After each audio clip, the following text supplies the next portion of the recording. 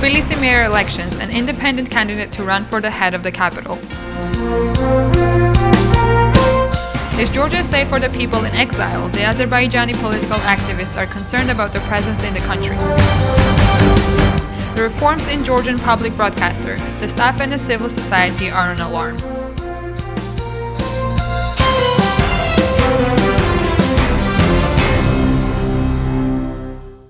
It's 7 p.m. and you are watching Newscast on GPA. I was Suridin Bagirov and Salome Grelisiani. Fire in Poti market has left 2,000 square meters destroyed. The cause of the fire is still unknown to this moment. The damage has left the market traders asking questions to the authorities and the administration. Currently, the shop owners are still at the location. The investigation as to what happened has already begun. Few minutes ago, we spoke to journalist Levan Sulashvili, who is an immediate reporter working at the location.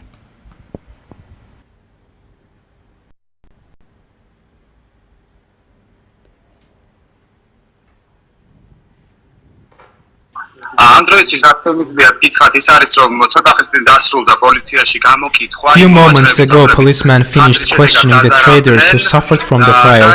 As they say, the police mainly tried to find out about the fire and if they had any information about the causes of fire. As one of the traders told us, they have shared their opinion about what happened to police, and also they think that it was interest of Poti market owner and administration to burn this place. I can show you what situation we have now on market territory. About 70–80% of market is burned. Also, as traders say, police questions involve the amount of loss. As one of the traders says, his total loss is about 100,000 lari. Today was a meeting with the market administration, but it didn't give any particular results. The representatives Today was a meeting with the market administration, but it did not give any particular results. The representatives of market administration and its owner Nodar Korsantia explained them he would help them to negotiate with banks and postpone their loans, also with taking new loans so they can start their small business again.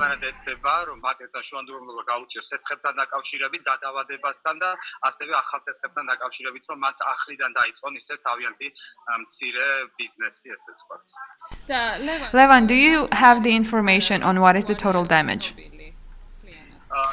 As the administration says, they are still counting the damage, so the exact number of total damage is not known yet. What is the current situation at the location?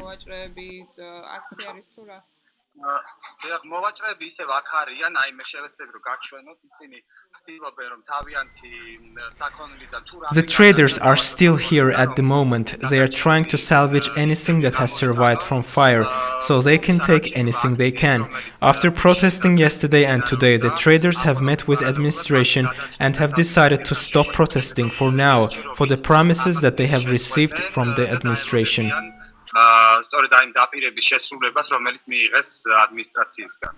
There has been an information circulating that one of the traders have cut her veins. Is that information true?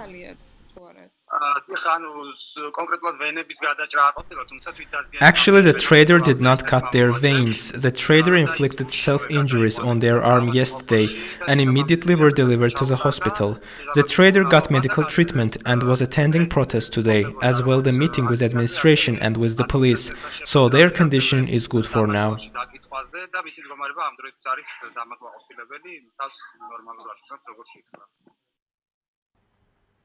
This was Levan Sulashvili talking about the fire in Poti.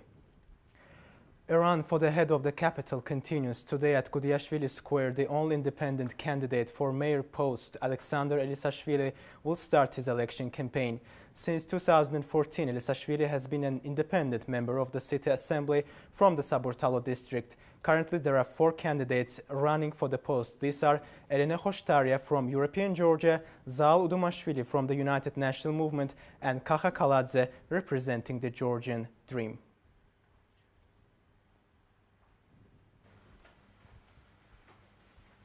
The protests on forwarding the occupation line into Georgia by Russian forces continue all around Georgia. Today, the New Georgia Party held a rally from the government chancellery to the Ministry of Foreign Affairs.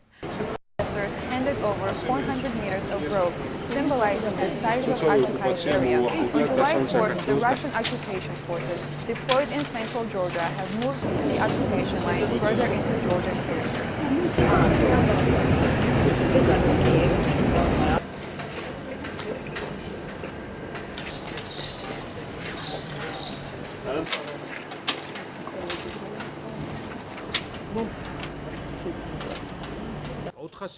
400 meters, which distances occupation line to the main highway. We symbolically draw this 400 meters long road from the entrance of office to the entrance of Ministry of Foreign Affairs, because these two government institutions are responsible to defend interests of Georgia. There are no protected security measures. We cannot understand what the government is going to do.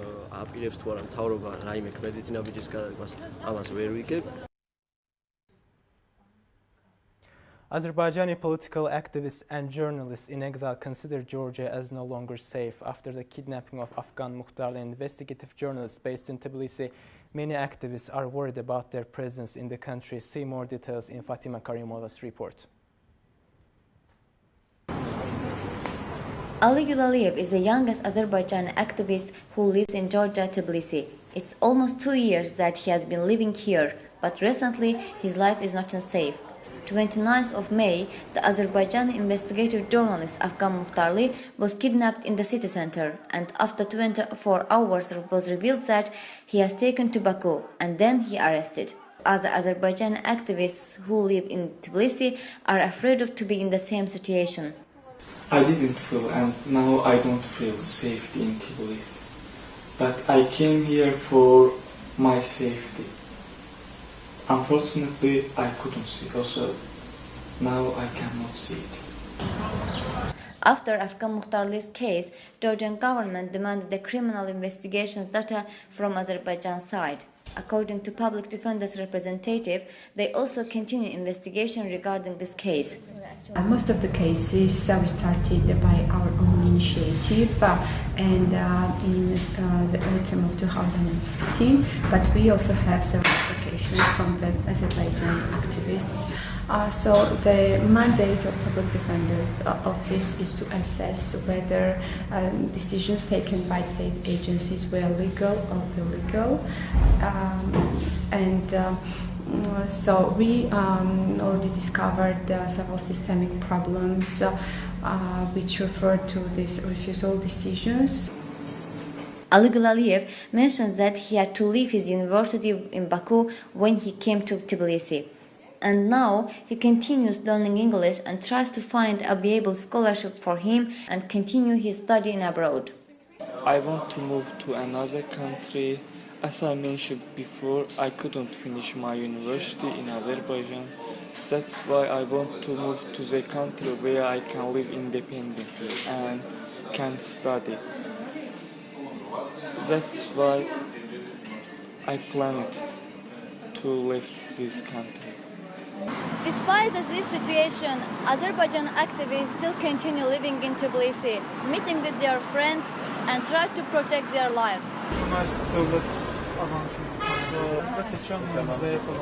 I am worried about that I can kidnap it in Tbilisi. As a continuation of the topic, we invited Afgan Muhtarlı's wife, Leyla Mustafaeva, to the studio to know the progress of the investigation process. Our reporter Fatima Karimova will have an interview with her. Fatima, the floor is yours.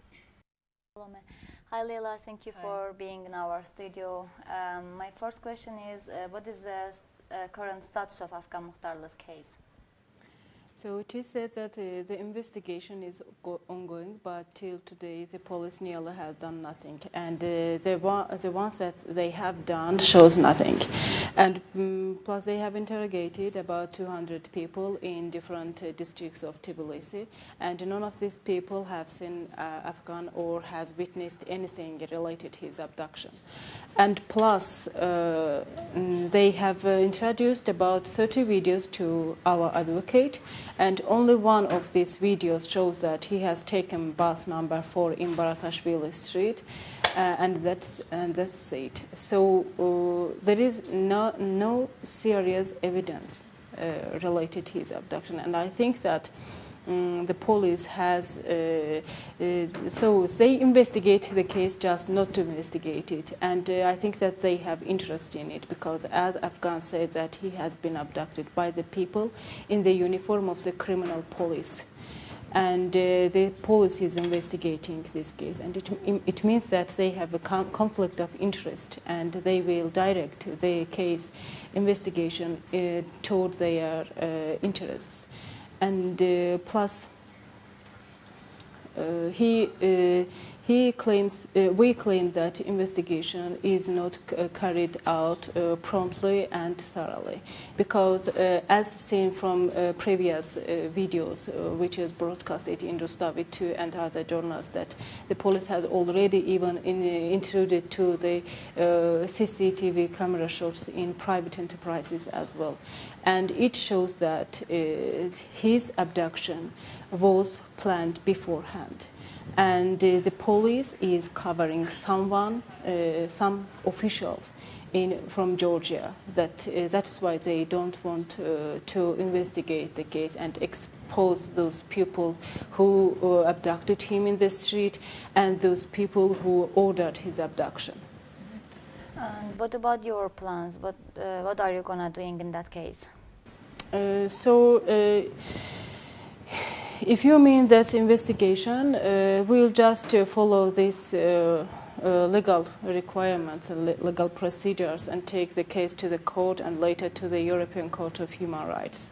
And and continue our life, that I will continue working like a journalist. As you know, that Afghan also was a journalist, and he didn't have any political affiliation.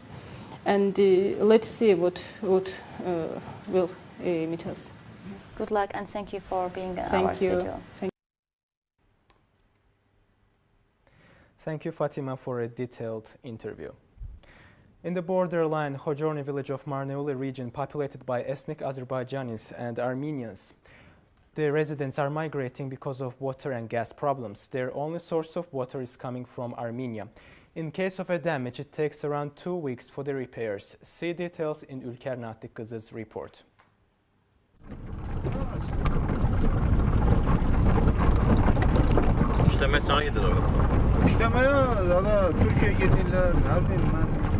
We are on the way to Khojorni village of Marneuli region. Khojorni is 70 kilometers far from the capital of Georgia, and people call this village as a border zone. One of the 78-year-old villager, Nargiz, is living alone. Her children left the village and went to Moscow to find a good job.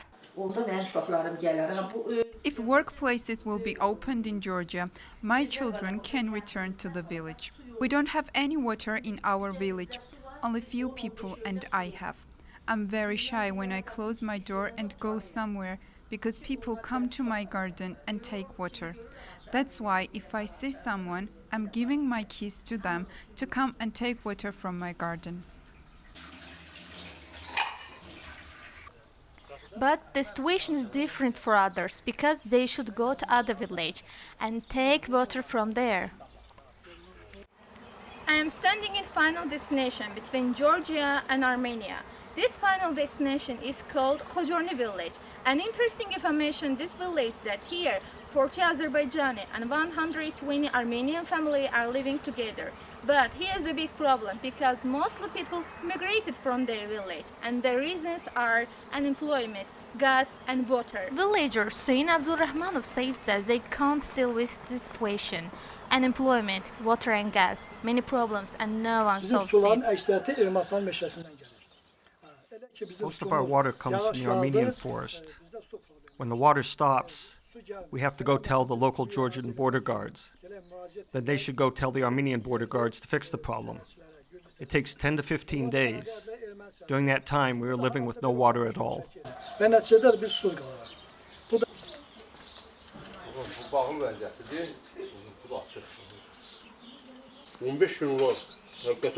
Villagers say they are facing with these challenges during summer and winter. It's difficult for them to go to other village.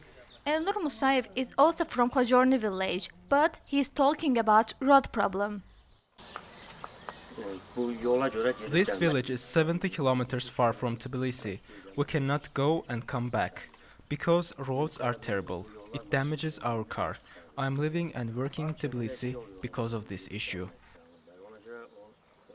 If these problems continue, what will happen to Khojorni village? People are thinking about this question. Should they migrate or should they stay? Many villages in Marneoli region are without kindergartens. Because of these reasons, children have no possibility of getting preschool education. For the details related to the issue and the response of the local government, watch Nani Sisvadze's report. 27-year-old Gunay Binatova is the mother of 3 children. She wakes up every morning very early and sleeps late. As she says, the upbringing of the children is a duty of the mother. She spends the whole day with her children because there is no kindergarten in village. My husband does not help me to grow up my children. I help my mother-in-law. Together we teach children to read and write as we can. In the village there is no kindergarten. Children need preschool for education. In this village it is not possible. Gunay Binatova lives in Kutliari, village of Marneuli. As a former director of the Kutliari's kindergarten tells us, they addressed the government several times to solve this problem.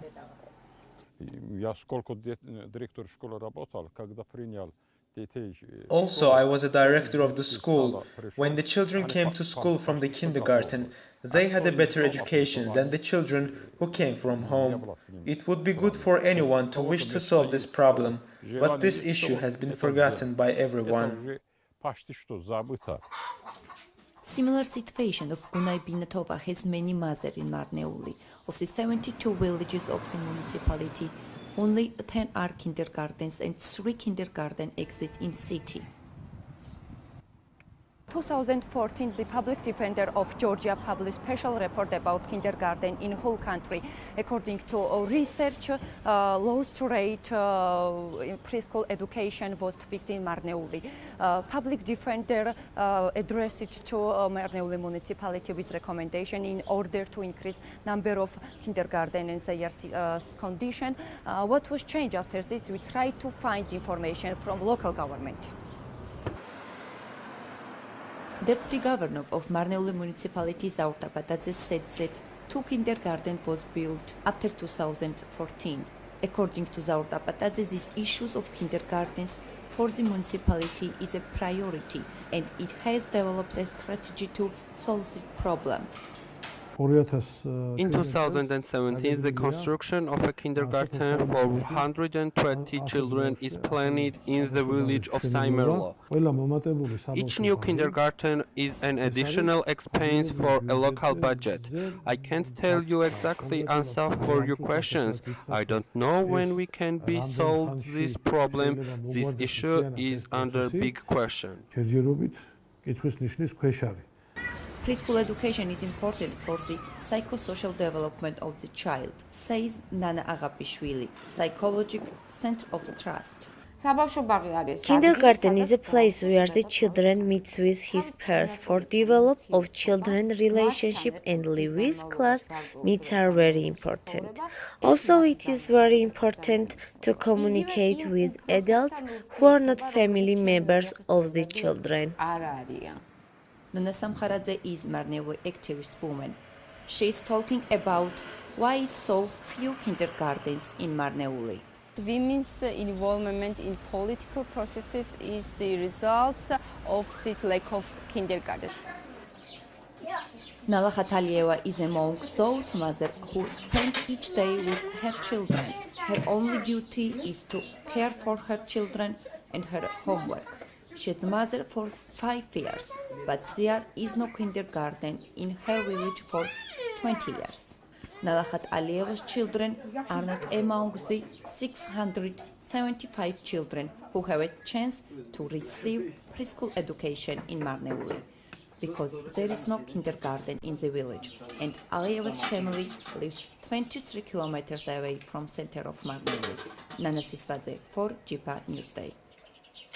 The Georgian public broadcaster is on the edge of the reforms. Many programs are already closed. Some are under possibility of a shutdown. The viewers of the broadcaster consider the managerial decision as a threat on the neutrality of the television. Details in the report of Anna Makharadze.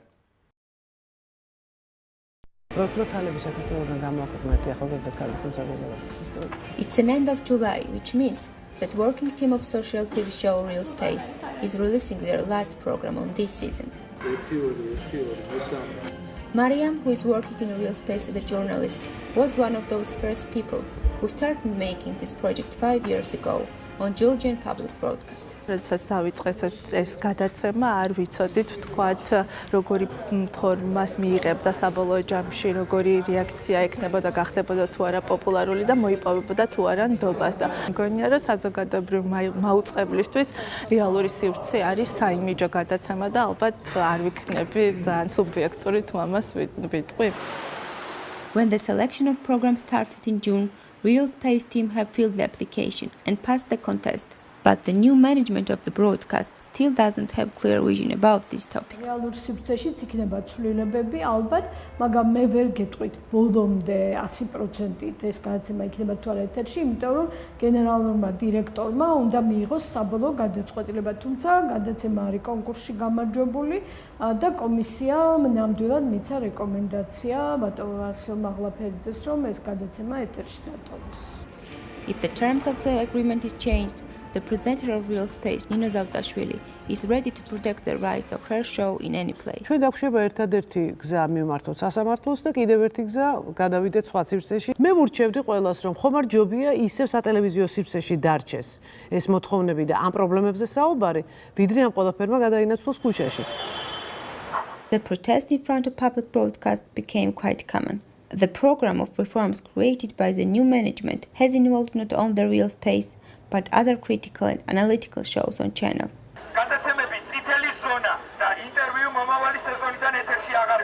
The social and politically active part of Georgian citizens think that these particular decisions are putting under the danger the main purpose of the public broadcast, and also they are questioning the political neutrality of the public broadcast management. ამ რეფორმის შედეგად ყველა კარგად ხვდებით, რომ დავბრუნდებით ისევ სახელმწიფო არქის პერიოდში.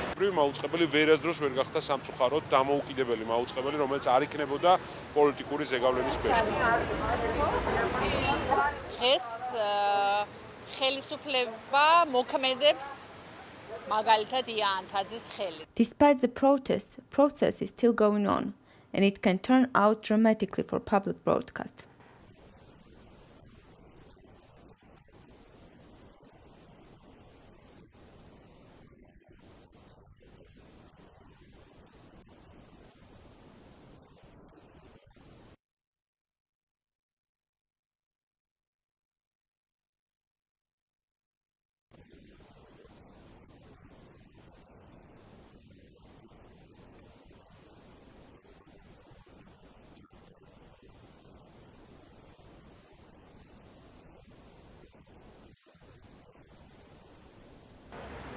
For now, it's hard to predict if society will be able to change the possible future of their own public broadcast.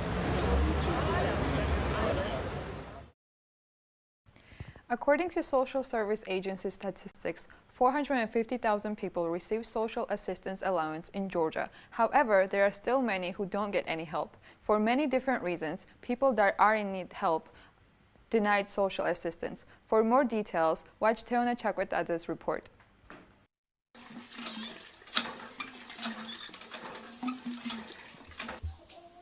This is 58 years old Nina Ligelenidze, who was refused for subsistence allowance from government several times in a row.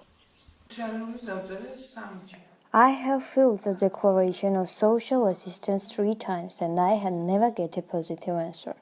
The reason they used to name is the land, the house. As Ninali says, the land she owns in Khoni, in her hometown, is a heritage from her parents.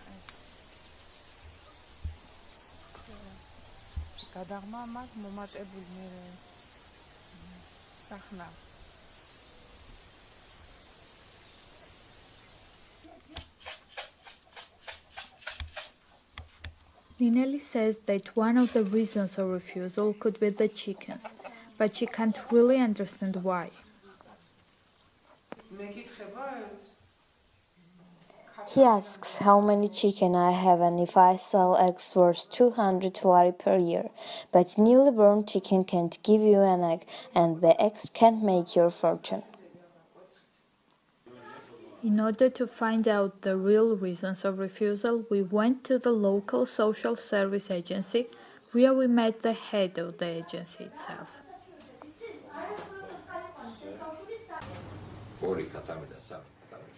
Everybody has 2 or 3 hens at home, but it doesn't really affect the scores the person gets. This accusation is made up for nothing. The declaration itself is checked on the centralized level, and there are cases when somebody claims he has just 100 or 200 square meters land, and it turns out that he has 1.5 or 2 hectares land in reality. Nineli has got the official letter of refusal from the Social Service Agency of Georgia, saying that she has got high score, therefore she won't get pecuniary social assistance. Honi blames Tbilisi and says that Tbilisi decides the distribution of scores and everything. I decided to check this information in Social Service Agency in Tbilisi. I understand that someone will appear and say that she has sold 5 eggs and asks why we perceive it as an income of the person. It's natural that we can't count how many eggs or cheese she has sold. That's the information she says herself. She tells us that she has 5 chickens or a cow, for example. This husbandry does not increase her score enormously, of course. But the fact that there is an able-bodied person in family who can work either on the ground or do other job automatically means that he can satisfy at least her primary needs.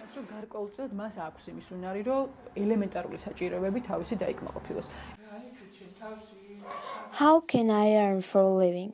Usually my neighbors help me. Once when I became ill, they collected money and bought medicines for me. I can't even get natural gasoline into my house because I am obliged to pay 25 lari in a month and I have no money to buy the gas stove as well. They also cut my water off because I could not pay 37 lari and made me to sign 100 lari penalty document. Why should a person dream about getting old and retired? Preserving a native language has become a must for the Udi population of Georgia. With nearly 200 native speakers in Georgia, Udi is spoken by more than 10,000 people in the world. Kakheti's Zinobiani Village School is the home for the only Udi language class in Georgia. Watch the details in Suliddin Bagirov's report.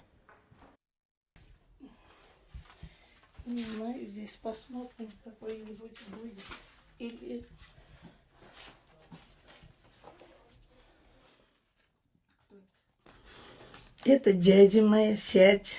Это брат, 2 брата у меня. Это тоже дядя, это мой муж. Зу Альвиназу Бархударашвили, зу Арезу Мемия, Етмиш Мугумджи Тарига, es Азербайджанский, Каури Азербайджанский. Mrs. Barkhudarishvili's relatives still live in Nij village of Azerbaijan. For almost 40 years of living in Georgia, where she was married, the preservation of the native language has become a priority for her. Before going to school, they used to speak in Udi. When they started going to school, Georgian became the only language of communication with their peers. But they still understand Udi, even though they don't speak it. Отношение было по-грузински, но понимают. Только не я, как я по-уди.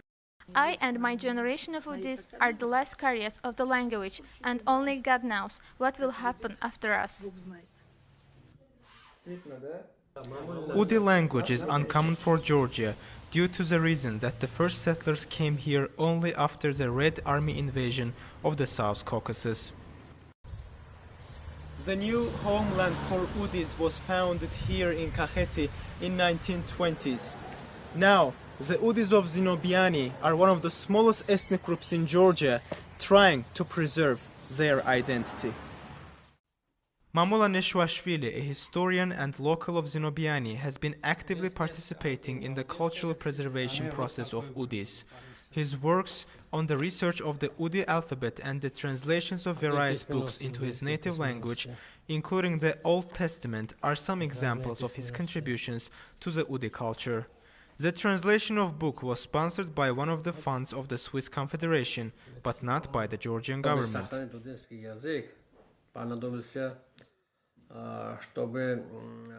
There was a need to preserve the Urdu language. Creating an understandable alphabet was the main goal.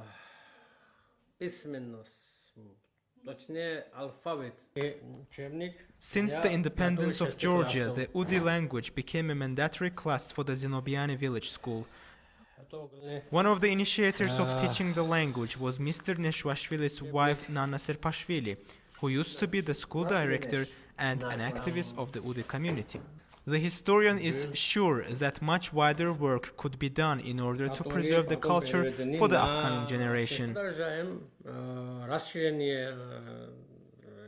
We continue the publication of books in Urdu language. By doing this, we want to deliver our language to the future generations.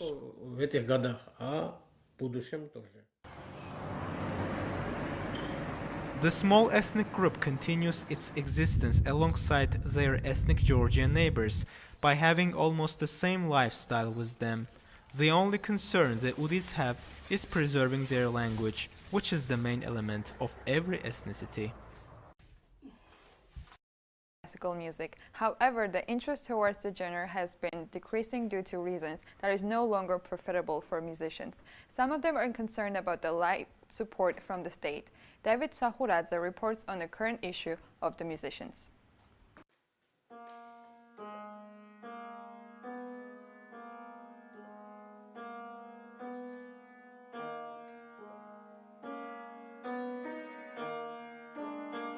რა პრობლემასაც წავაწყდი კონსერვატორიასთან დაკავშირებით იყო ის, რომ მისაღების დროს მინდოდა საორკესტრო სადირიჟორზე ჩაბარება, მანამდე საფორტეპიანოზე სწავლობდი და რომ შემოქონდა საბუთები, ვნახე, რომ თურმე საორკესტრო არ გვაქვს კათედრა და გვაქვს საგუნდო სადირიჟო. დღეს მეხსნიან, რომ მატერიალური კუთხით ვერ ახერხებენ, რომ ეს ამ კათედრამ მიარსებებს. ნუ ძალიან დიდი ფუფუნებაა, მაგრამ ვთვლი, რომ კონსერვატორიას, რომელსაც ერთ საუკუნის ისტორია აქვს ზოგადად და ესეთ ტრადიციულია და ესეთ ვამაყობთ, მითი მგონია, რომ უნდა გქონდეს.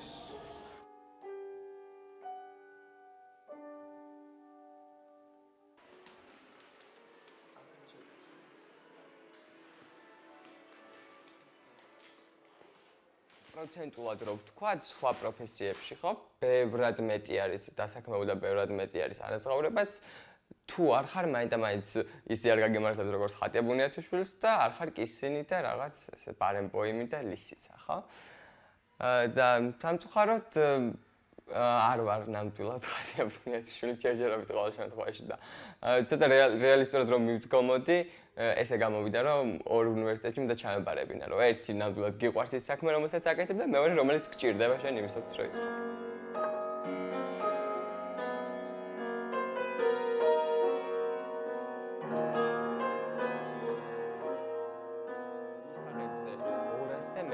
განაცხადი შემოდიოდა ხოლმე, იღებდნენ 50-ს, შემდეგ დროთა განმავლობაში ეს ისევ დაუკლეს და 20 ადგილი იყო 10 ფასიანი და 10 უფასო და ეს 2 წელია უკვე კიდე დააკლეს და მხოლოდ 10 არის უფასო ადგილი და 6 არის ფასიანი მისაღები. ნუ ეს სტატისტიკაც იმაზე მეტყველებს, რომ თავისთავად აღარ არის ხო, სურვილი და აღარ არის იმდენი ბავშვი. წელს მაგალითად წელს შევაბარე კონსერვატორიაში და 16 ადგილი იყო და სულ 16 ბავშვი ვაბარებდი და ისიც 2 ჩაიჭრა და დავში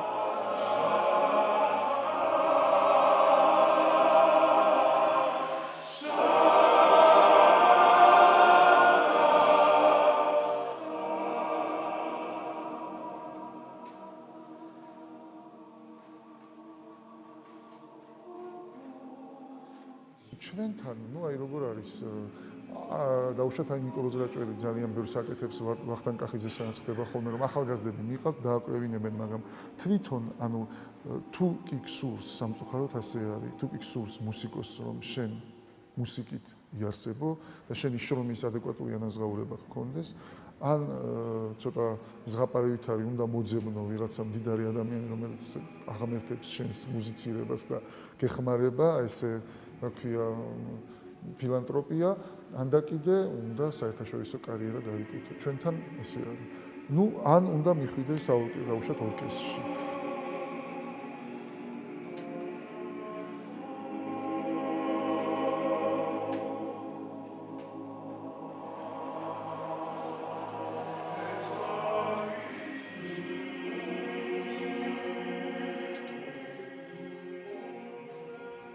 ну რა ვიცი თუ ადამიანს უნდა მუსიკოსობა მე ვერ ვეტყვი რომ იცი რა სიღარიბეში ცხოვრება მოგელის და არ ჩააბარო კონსერვატორიაში მე ამას ვერ ვეტყვი საბოლოო ჯამში მაინც ისეთი ცხოვრება ისეთი სიტუაცია მოდის ეს ევროინტეგრაცია ჩვენი გახსნილობა და პრინციპში უფრო კარგი პოლიტიკური სიტუაცია ჩვენ ქვეყანაში ბადებს იმედს რომ ნელ-ნელა ხელოვნებასაც მოევლება და ნელ-ნელა ჩვენს ყველანი შევძლებთ რომ ვაკეთოთ ის საქმე რაც გვიყვარს და რის ნიჭიც მოგვცა ღმერთი For today on GPI.